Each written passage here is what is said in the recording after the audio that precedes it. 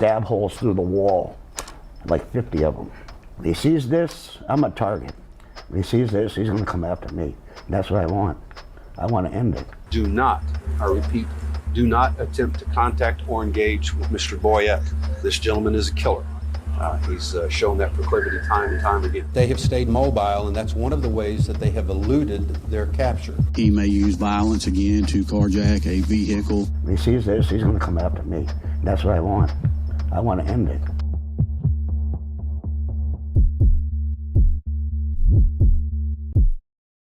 On January 31st, 2017, at exactly 7:31 a.m., an employee at the Emerald Sands Inn in Milton, Florida, heard several gunshots coming from one of their rooms. They immediately dialed 911. Sheriff's Office, emergency. It's Emerald Sands.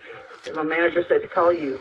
I had a desk call me and tell me that they heard multiple gunshots coming from a room. So I grabbed my key and I went down there and I knocked 3 different times like I was supposed to. And all I did was put the key in the door, open the door, and I see her laying halfway in the bathroom, him laying in the bed, and everything's covered in blood. One's in the bed and one's on the floor. How many gunshots did you hear? They said 5 to 7. Did they look dead to you? Yes, ma'am. They look dead. Both of them. Officers were immediately dispatched to the scene. Inside room 107, they found 2 female bodies lying motionless, one on the floor and one on the bed. Both had suffered gunshot wounds to the head. Copious amounts of blood stained the carpet and bed sheets, and scattered around the room were several .38 caliber shell casings. The 2 women were identified as 31-year-old mother of 3, Alicia Greer, and 38-year-old Jacqueline Moore. Those who were staying at the Emerald Sands Inn were questioned by police about the incident. Just before gunshots were heard, a man driving a black Ford Edge SUV had been seen exiting his vehicle and entering the victim's room. This man was 44-year-old Billy Boyette Jr. Billy has an extensive criminal history, which includes drug trafficking, battery, resisting arrest, and many other charges. He had recently been released from prison, but there was a pending warrant for his arrest. It turns out that Billy Boyette was Alicia's abusive boyfriend, and had assaulted Alicia after accusing her of stealing his drugs and money. She was hospitalized due to her injuries, and 10 days before her murder, she filed multiple charges against Billy. Fearing for her life, she initially hid at her mother's house before seeking refuge at the Emerald Sands Inn with her friend Jacqueline. With this new information, police had their first suspect, and a search for Billy Boyette began.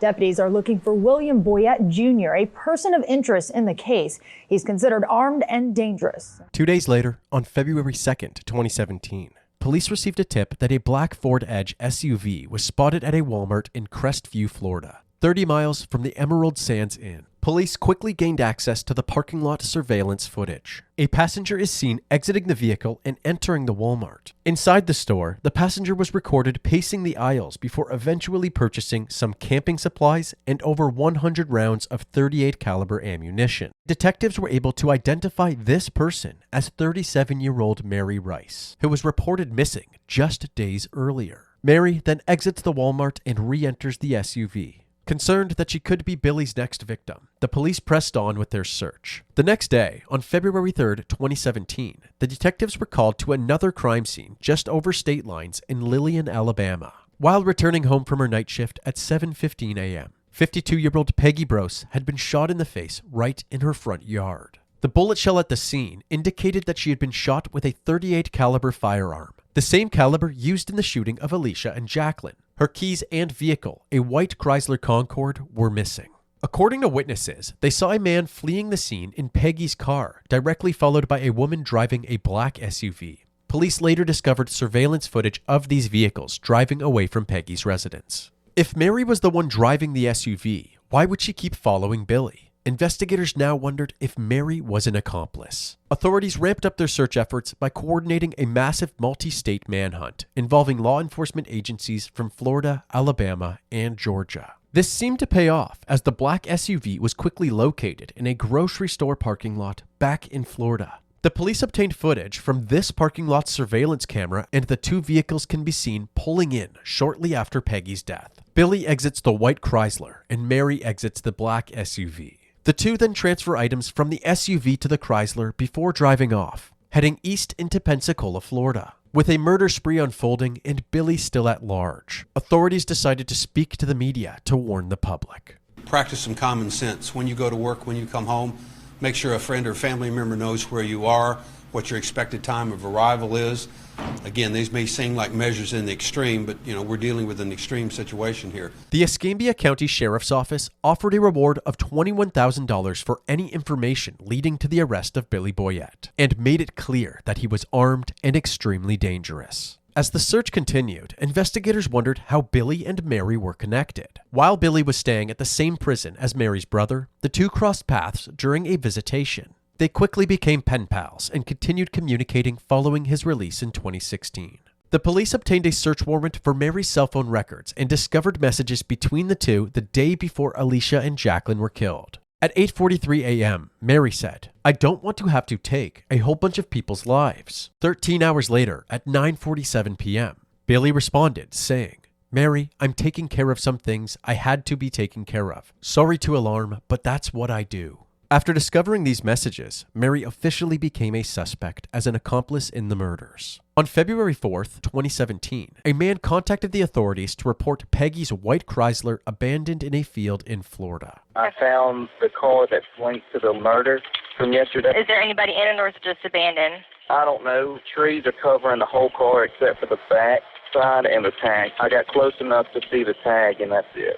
The vehicle was found in a hunting area, so there were cameras mounted on several nearby trees. Luckily, these cameras captured photos of Billy and Mary walking through the woods. Billy led the way with a gun in his hand, while Mary followed holding a white jug and several bags. But despite authorities consistently being right on their tails, Billy and Mary were always one step ahead. Over the next 2 days, the suspects were spotted at several locations where they bought food, drinks, more ammunition, and other miscellaneous items. But they were always gone by the time authorities showed up. During this time, Billy's brother, Brian DeWolf, spoke with the media about his brother's past. We had St. Bernards, and we raised them, and one of them kind of sidestepped into him, knocked him down. When I was 4 years old, picked up a ball-peen hammer and knocks the dog out. Blame my mother for not coming up with $25,000 for his legal expenses so he wouldn't have to go to jail. Everything is always somebody else's fault. Somebody made him do it. He's never admitted to doing nothing wrong. I couldn't believe the last time he stabbed up the girl, and I figured he's gone. The federal judge said, "I'll see you in here again, you're gone for the rest of your life." But they couldn't get her because she was a criminal, and so they couldn't prosecute him. Even though they had the police there, crime scene photos of blood everywhere at my parents' house. Stab holes through the wall, like 50 of them. This man, when he sees this, I'm a target. When he sees this, he's going to come after me. And that's what I want. I want to end it. Soon after, on February 6th, 2017, at around 6:45 a.m., authorities received a call about another possible victim of Billy's, this time in Beulah, Florida. Do you know what happened to her? I don't know. Okay, so she's been hurt and her vehicle is also missing? Yes. The voice you just heard in this call belongs to the sister of 28-year-old Kayla Crocker. Kayla didn't show up to work that morning, and with the murder spree all over the news, her mother and sister decided to check up on her. Inside Kayla's bedroom, her 2-year-old son was unharmed in his crib. Next to the crib was Kayla, bound with white rope and a gunshot wound to the head. The bullets collected at the scene once again indicated that a .38 caliber firearm was used. Also, Kayla's white 2006 Chevrolet Cobalt had been stolen. According to her neighbors, 2 people who looked like Billy and Mary had shown up at her house, leaving shortly after with the vehicle. Kayla clung to life for over 24 hours, but she ultimately succumbed to her injuries. 4 victims in just 6 days. Authorities were desperate to apprehend Billy and Mary, fearing the possibility of more victims. Do not, I repeat, do not attempt to contact or engage with Mr. Boyette. This gentleman has gone far and above, what we normally deem as incorrigible. This gentleman is a killer. He's shown that proclivity time and time again. He is armed and very dangerous. He may use violence again to carjack a vehicle. What we are experiencing is a running nightmare, quite honest. And in short, we have a killer, and he is in our midst, has been in our midst, and everyone, and I mean everyone, should be aware of this, should be aware of what they look like, how they've been traveling, and take the appropriate measures. He's made this statement to many, many people that he will not be taken alive. So we ask, please, for your assistance. Shortly after this conference, investigators received several tips about Billy and Mary's whereabouts. The pair stopped at a gas station near Kayla's house in Beulah and were later spotted in a Hardee's drive-thru in Crestview. 4 hours later, Mary was spotted at a Dollar General in Pensacola, Florida. However, no matter how many times they were caught on camera, this Bonnie and Clyde-like duo kept moving and successfully outran the law. That was until February 7th, 2017, at around 2:30 p.m., when somebody called the authorities to report Kayla's stolen vehicle parked at the West Point Motel in Georgia, over 300 miles away from where it was last spotted. When law enforcement arrived at the motel, they quickly evacuated all other occupants and set up a perimeter around the building. The Georgia State Patrol SWAT team, the Troup County Sheriff's Office, and the U.S. Marshals Service were all on the scene. After a tense 3.5 hours of trying to convince Billy and Mary to surrender, Mary eventually gave in. She exited the motel room and was quickly escorted to a police cruiser. Shortly after, officers forcefully entered the room, only to discover Billy Boyett dead from a gunshot wound. Police gathered all evidence from the room, including blood samples, a .38 caliber firearm, several drugs, and an assault rifle. According to the motel staff, Mary, disguised as Kayla Crocker, used her identification and credit card to check in to the motel. But after 8 days on the run, she was finally captured and taken to a local detention facility. The manhunt for a triple murder suspect and his alleged accomplice is over. Billy Boyett is dead. Mary Rice is in custody. She was checked out by EMS, no apparent injuries. While in custody, she made allegations against Billy Boyett, claiming that he had held her against her will and assaulted her. I didn't do anything. Yeah, man. He beat me up, man. He beat out me, like almost every day. The day after her arrest, Mary was brought into the interrogation room for questioning. Keep in mind, Mary is unaware that the detectives have followed her movements using video surveillance. I mean, I didn't know what to do. I'm there in my house by myself, you know. So I let him in, and he came in, and he had blood on the side of his head. And he was like breaking out, pacing the floors, and he had a gun. I just woke up, got this gun in my face. And the next thing I know, we're getting into a vehicle. To your knowledge, did the incident at the Emerald Sands Inn, did that happen before he picked you up? Yes. Yes. To my knowledge. All right, where did you go from there? He made me go into a long... Did he stay out in the car? No. Yeah. He was in Walmart. Okay. He was watching me, and I know he could see me in the store. He had somebody with him. They had a gun on me, they're in the back. And I didn't even get a good glimpse of who they were or anything. As I had to get in the car and drive. They kind of go to my side. Where did this other guy you're talking about, where did he come from? I don't know, and I've never seen him after. According to Mary, Billy threatened to kill her and her children if she called for help. Her side of the story made her a victim rather than an accomplice, but the detectives weren't buying it. Is there anything else that you want to change or alter from what you've told us? When we got the black one, the other person stayed with it. Mary, listen to me. Okay. If I were to tell you that numerous people saw you and Billy following the person in the white car to her home, where the white car was taken, you were with them because you guys were seen together, okay? There wasn't a third person there. It was just you and Billy, right? Right. Okay. Why did you tell me that? Because I'm scared. Well, I understand you're scared. The truth makes more sense than the story at this point. You know what I mean? That's the truth. Okay. Okay. Well, thank And you. that's the only thing that I embellished on. Okay. Thank you for being honest. I'm scared. I know you are. After calling out a crack in Mary's story, they continued to apply pressure by asking her about the murders, starting with Peggy. So, Mary, just look at me and let's be honest with each other right now. No, Somebody got hurt. Okay. What do you remember about that? Gunshot. You heard a gunshot? Yeah. Okay. Told him fall and gasped it. Which car were you driving? I had to drive the black one. He was in a white one. And you followed him, and that's when you pulled into a parking lot, you said? At first, he had me grab some stuff and throw it in there.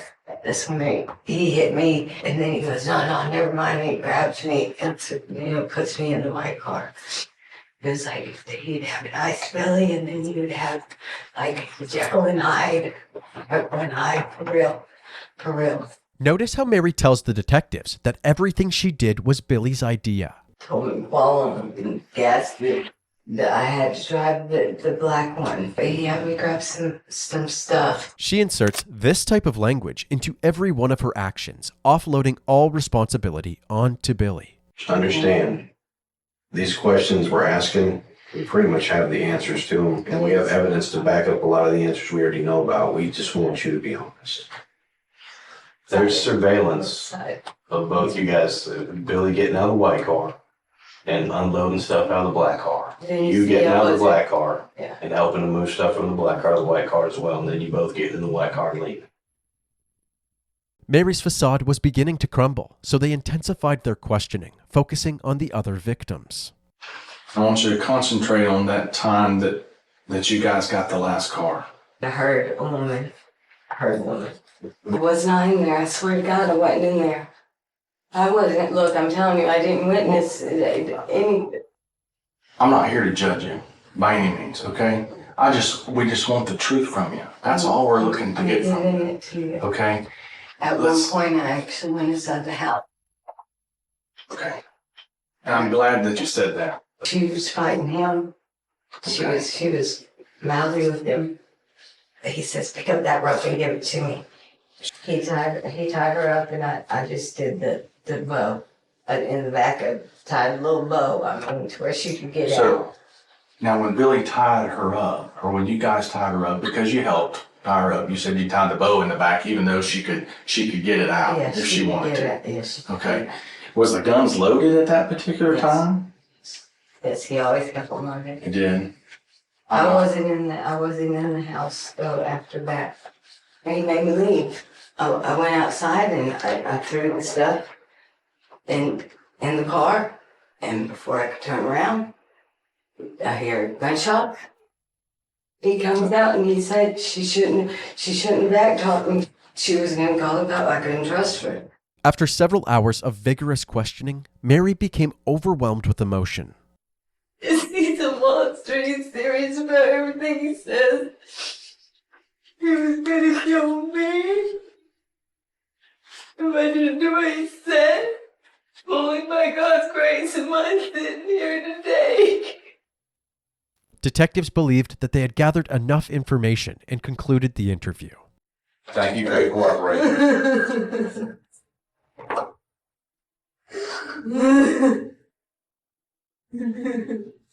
Following this interview, Mary faced multiple charges, including accessory after the fact for the murders of Alicia Greer and Jacqueline Moore, capital murder for Peggy Brose, and first-degree murder for Kayla Crocker. While in custody awaiting trial, Mary continued to profess her innocence. On September 28, 2018, her trial began.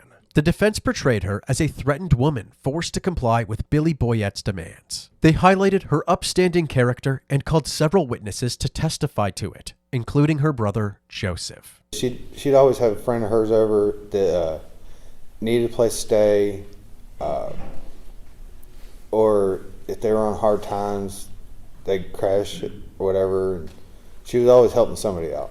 However, the prosecution showcased their collection of video evidence, which seemed to indicate Mary's willing participation in the killing spree. They also focused on the nature of Mary and Billy's relationship, highlighting a plethora of romantic letters and sexual messages exchanged by the two. Happy Thanksgiving, beautiful. I'm single, by the way. What's up? Can you handle a little pressure? I'm talking about taking this. That's the pressure. Mary Rice replies, haha, I do need some. Maybe that's why I am ready to kill everyone. They told the jury that this evidence proved Mary was not in any apparent danger with Billy Boyette. The prosecution's evidence proved to be sufficient for a conviction, and Mary Rice was found guilty. We, the jury, find the defendant, Mary Rice, guilty of first-degree murder as charged in the indictment. Mary was handed down a life sentence without parole for the first-degree murder of Kayla Crocker. She also received an additional 30 years for being an accessory to the first-degree murders of Alicia Greer and Jacqueline Moore. Mary is currently serving her life sentence at the Lowell Correctional Institution. However, the story doesn't end there. Mary Rice has not yet faced trial for the murder of Peggy Brose. The Baldwin County District Attorney's Office plans to prosecute her separately in Alabama. She will still be tried in Baldwin County for the murder of Peggy Brose. The big question is, when? Now, according to the information that the DA's office got from Florida, Mary Rice would have to serve 80% of her life sentence, or 30 years, before she could be extradited back to Alabama. It could be decades before Mary Rice ever sees an Alabama courtroom.